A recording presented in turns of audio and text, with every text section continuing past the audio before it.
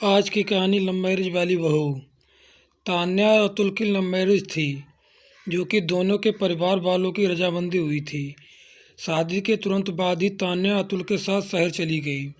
6 महीने के बाद अतुल के मामा की लड़की की शादी तय हो गई। अतुल अपनी ममेरी बहन के बहुत करीब था और दोनों भाई बहन में बहुत प्रेम था। इसीलिए अतुल ने 20 दिन की छुट्टी लेकर अपने मामा के घर जाने का फैसला किया। तान्या भी बहुत खुश थी। शादी के बाद ससुराल में किसी समारोह में शामिल होने का ये पहला अवसर था। वह सभी से मिलने के लिए बहुत उत्साहित थी। तान्या खुशी खुशी जाने के लिए तैयारी करने लगी। उसने सबके लिए अतुल से पूछ पूछ कर अच्छे अच्छे उपहार लिए। उसकी भागदौड़ देखकर अतुल भी खुश था और शॉपिंग में बराबर उसका साथ दे रहा था। निश्चित समय पर दोनों अपने मामा के घर पहुंच गए। वहाँ पर तान्या की सास प्रभाजी पहले ही पहुँच चुकी थीं। उन्होंने प्यार से गले लगाकर अपनी बहू का स्वागत किया। प्रभाजी खुशी से चहक रही थीं। आखिर इसी बहाने उन्हें अपनी बहू के साथ पहली बार समय बिताने का मौका जो मिला था। अतुल के मामा का घर गांव में था। घर के आगे और पीछे दूर दूर तक खेत खलियान थे। उनके घर के दाहिनी तरफ थोड़ी दूरी पर एक कुआं था। आसपास बात का वातावरण देखकर तान्या बहुत खुश हुई। उससे ग्रामीण जीवन बहुत आकर्षित करता था।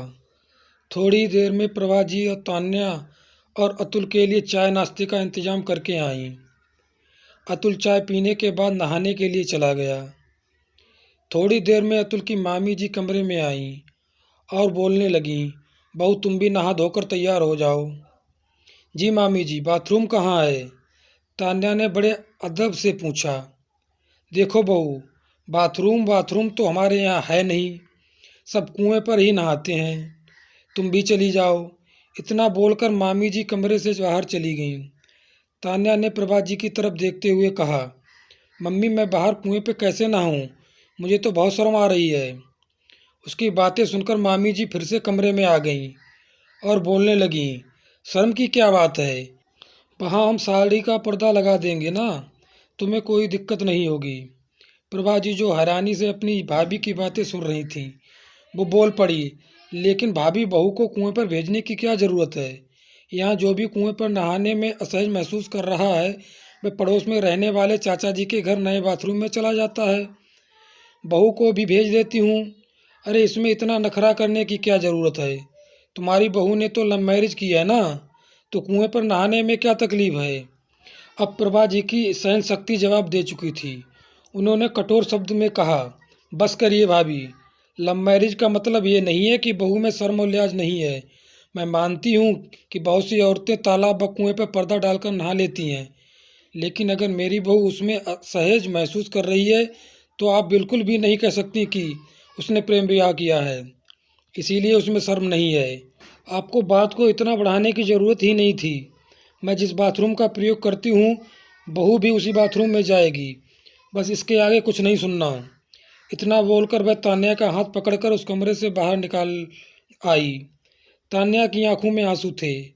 वह भावुक होकर अपनी सास के गले से लिपट गई और उन्हें धन्यवाद कहते हुए कहा, आपने मेरे मन की बात समझने में मेरे लिए आवाज़ उठाई।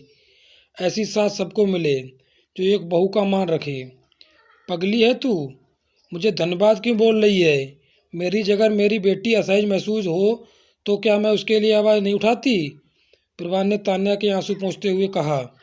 आज सास बहू के रिश्ते में विश्वास की डोर और मजबूत हो गई थी। दोस्तों, प्यार करने का मतलब ये नहीं कि उस लड़की में शर्म लिहाज नहीं है। ये बस बातें दिल को बहुत दुख पहुंचाती हैं।